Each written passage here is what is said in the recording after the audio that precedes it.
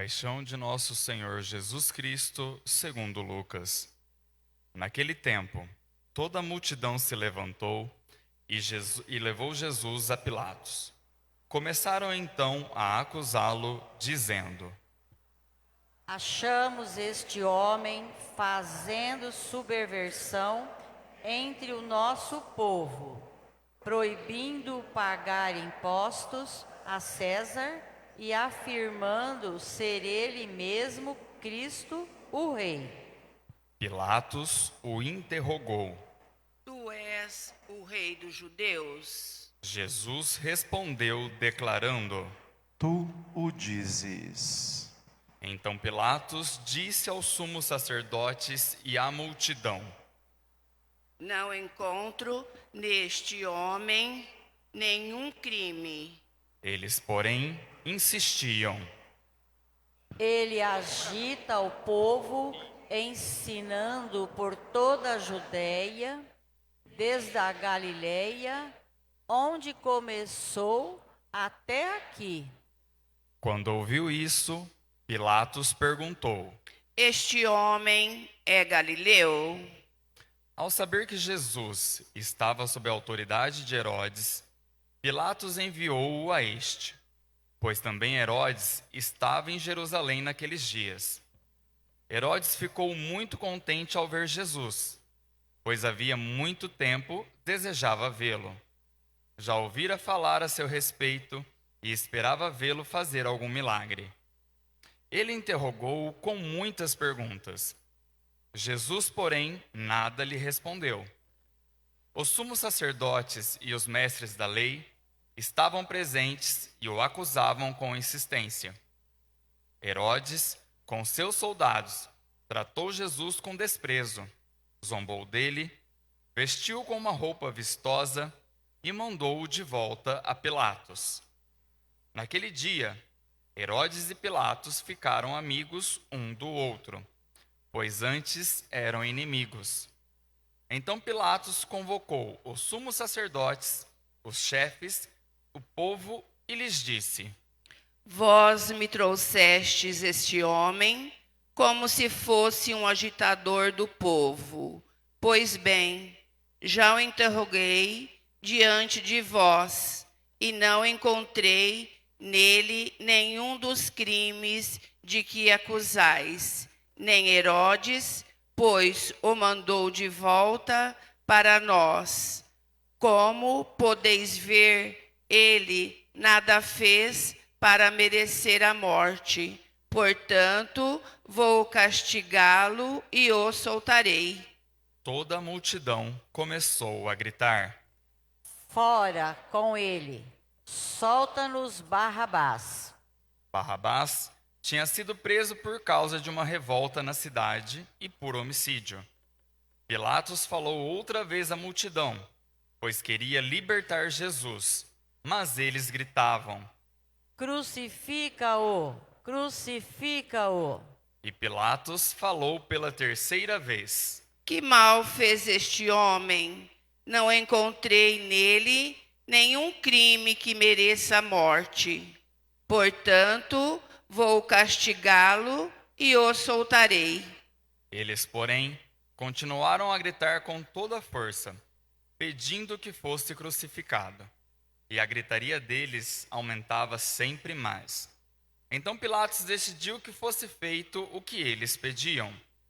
Soltou o homem que eles queriam, aquele que fora preso por revolta e homicídio, e entregou Jesus à vontade deles. Enquanto levavam Jesus, pegaram um certo Simão de Cirene, que voltava do campo, e impuseram-lhe a cruz para carregá-la atrás de Jesus. Seguia uma grande multidão do povo e de mulheres que batiam no peito e choravam por ele. Jesus, porém, voltou e disse: Filhas de Jerusalém, não choreis por mim, chorai por vós mesmas e por vossos filhos, porque dias virão em que se dirá: felizes as mulheres que nunca tiveram filhos, os ventres que nunca deram à luz e os seios que nunca amamentaram. Então Começarão a pedir às montanhas: caí sobre nós, e às colinas: escondei-nos, porque se fazem assim com a árvore verde, o que não farão com a árvore seca? Levavam também outros 2 malfeitores para serem mortos junto com Jesus. Quando chegaram ao lugar chamado Calvário, ali crucificaram Jesus e os malfeitores, um à sua direita e o outro à sua esquerda. Jesus dizia: Pai, perdoa-os, eles não sabem o que fazem. Depois fizeram um sorteio, repartindo entre si as roupas de Jesus. O povo permanecia lá, olhando, e até os chefes zombavam, dizendo: A outros ele salvou. Salve-se a si mesmo, se de fato é o Cristo de Deus, o escolhido. Os soldados também caçoavam dele. Aproximavam-se, ofereciam-lhe vinagre e diziam: Se és o rei dos judeus, salve-te a ti mesmo. Acima dele havia um letreiro: Este é o rei dos judeus. Um dos malfeitores crucificados o insultava, dizendo: Tu não és o Cristo, salva-te a ti mesmo e a nós. Mas o outro o repreendeu, dizendo: Nem sequer temes a Deus, tu que sofres a minha condenação. Para nós é justo, porque estamos recebendo o que merecemos, mas ele não fez nada de mal. E acrescentou: Jesus, lembra-te de mim quando entrares no teu reino. Jesus lhe respondeu: Em verdade eu te digo, ainda hoje estarás comigo no paraíso. Já era mais ou menos meio-dia, e uma escuridão cobriu toda a terra até as 3 horas da tarde, pois o sol parou de brilhar. A cortina do santuário rasgou-se pelo meio, e Jesus deu um forte grito: Pai, em tuas mãos entrego o meu espírito. Dizendo isso, expirou.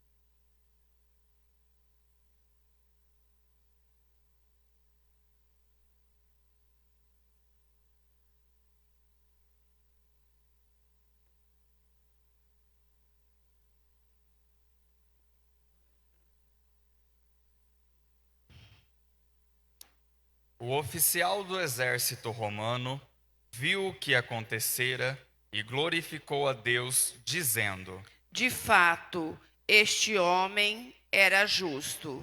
E as multidões que tinham acorrido para assistir viram o que havia acontecido e voltaram para casa batendo no peito.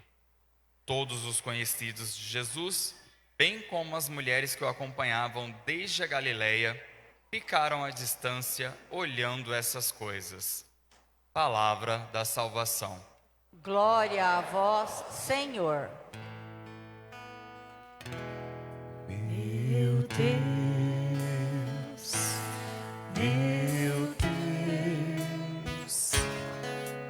por que me abandonaste? Meu Deus, por que me abandonaste? Caríssimos irmãos e irmãs, com a igreja no mundo inteiro, celebramos hoje o domingo de Ramos e da paixão de nosso Senhor. Portanto, a liturgia de hoje tem duas dimensões. Primeiro, uma dimensão festiva, porque ouvimos um evangelho e aclamamos Jesus como Rei, trazendo nas mãos nossos ramos, e uma segunda parte, uma segunda dimensão, marcada com uma liturgia que traz presente os sinais da paixão e morte de Cristo. Na primeira parte desta liturgia, ouvimos o evangelho em que Jesus pede que busquem um jumentinho para que ele entre solenemente em Jerusalém. Jerusalém era a cidade dos judeus, a cidade por excelência. E Jesus, então, montado num jumentinho, é acolhido pela multidão, cantando hosanas e louvores.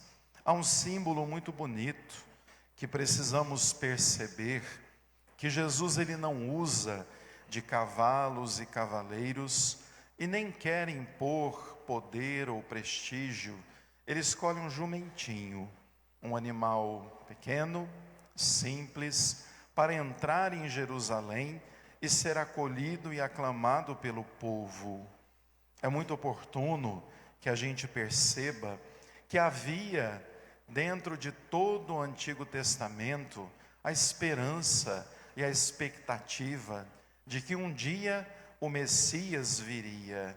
E Cristo é saudado como Messias. O Messias, na verdade, ao entrar em Jerusalém, iria se dirigir ao palácio e lá então receberia a condição de monarca para governar o povo de Deus. Eles sonhavam de novo que as 12 tribos fossem estabelecidas. Eles sonhavam que o rei cuidasse, tivesse com eles o mesmo amor que teve Davi, o grande rei da história de Israel.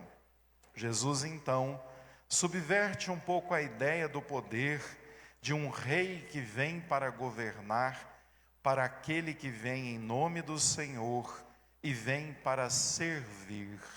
Por isso, montado num jumentinho, é aclamado como rei, até a ponto das autoridades dizerem a ele: Jesus, manda seus discípulos se calarem, estão te chamando de rei por quê? E Jesus diz: se eles não falarem, as pedras falarão, as pedras dirão quem sou eu. E nós então saímos em procissão para, assim como aquele povo, aclamar Jesus como Messias, como Rei, como aquele que serve. Depois, toda a liturgia desse dia, ela traz marcas muito profundas da entrega de Cristo pela humanidade. Nós, inclusive, chamamos de paixão. A paixão é um sentimento profundo, ardente, desmedido. E Jesus, então, se apresenta como alguém apaixonado pelo projeto do Pai, como alguém apaixonado por salvar a humanidade, como o servo sofredor, narrado na primeira leitura. Ouvíamos um dos textos do servo sofredor do profeta Isaías, em que marcava a figura deste servo como um homem que não gritaria, que permitiriam que zombassem, que na verdade não reagiria diante da zombaria, dos tapas, das cusparadas e tudo aquilo que Jesus sofreu. Na verdade, ele é o servo sofredor porque é apaixonado pela humanidade. E esse gesto de permitir-se em silêncio mostra a sua liberdade, a sua autonomia e a sua soberania. O que para muitos seria entendido como humilhação, o que para muitos coroá-lo com espinhos, colocar um manto vermelho, dar-lhe uma cana rachada para torná-lo um rei limitado ou um falso rei, para ele era motivo de grande glória, pois estaria ele salvando o gênero humano e reabrindo as portas do paraíso que perdemos com a queda do homem. O servo sofredor é o próprio Jesus que na verdade se entrega por amor. No Evangelho, este ano, estamos ouvindo a narrativa do Evangelho de Lucas. No domingo da Paixão e de Ramos, cada ano ouvimos um evangelista. E Lucas tem algumas características muito próprias que a gente precisa notar.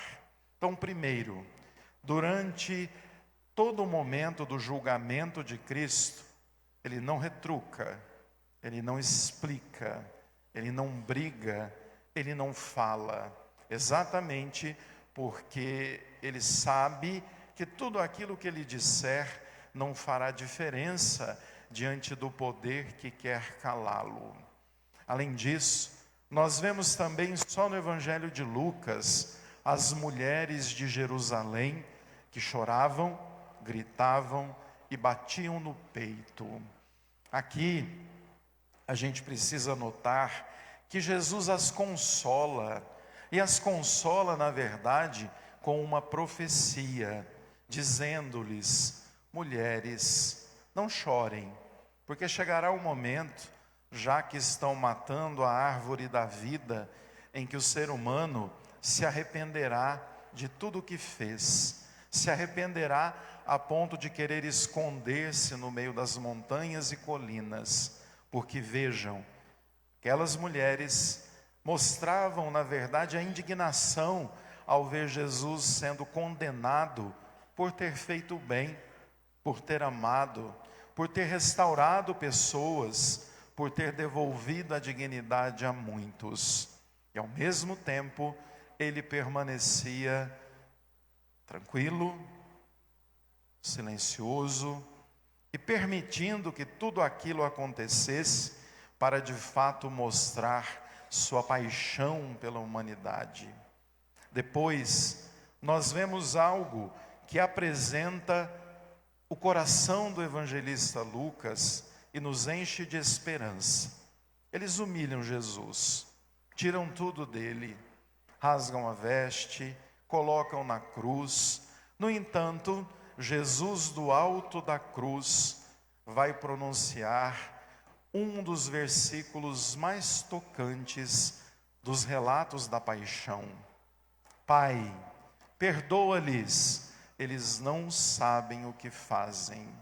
Vejam, podem tirar tudo de Cristo, mas não tiram dele a misericórdia, não tiram dele o desejo de que a humanidade seja perdoada e reconciliada com Deus, não tiram dele a graça de dizer no alto da cruz: perdoe a humanidade, perdoe sempre, Pai, porque muitas vezes eles não sabem o que fazem. Isso nos enche de esperança, porque a gente entende que aquilo que Jesus ensina de perdão não é teoria, ele vive cada uma das práticas e ensinamentos que ele propõe. Inclusive, no alto do sofrimento, ele perdoa. E por fim, eu diria que mais uma vez nós vemos em Lucas um grande sinal de misericórdia. Temos dois malfeitores que são condenados e crucificados, um à sua direita, outro à sua esquerda. Um deles reconhece que Jesus é Deus.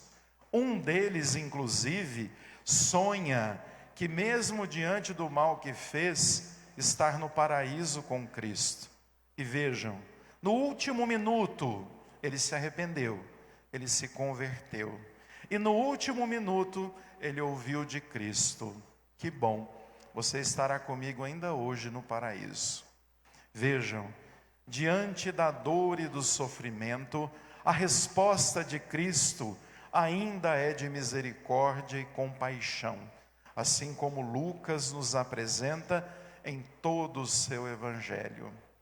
Assim, olhando para a segunda leitura, no hino cristológico da carta aos Filipenses, nós vemos a síntese de tudo o que vamos viver nessa semana.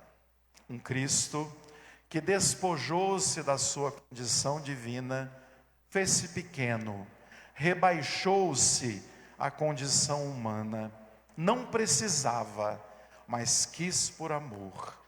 E esse mesmo Cristo foi obediente, obediente até a morte e a morte de cruz.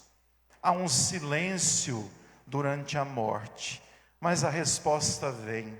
Vamos celebrar, sim, os grandes mistérios da dor, do sofrimento, da morte apaixonada de Cristo, mas também a ressurreição.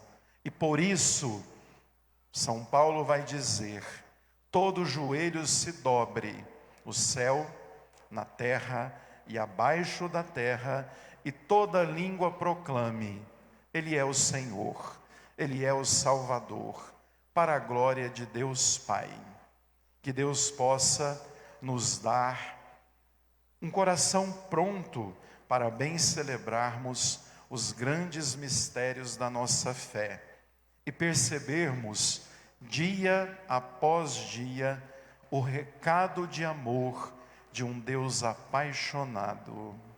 Louvado seja o nosso Senhor Jesus Cristo. Para sempre seja louvado.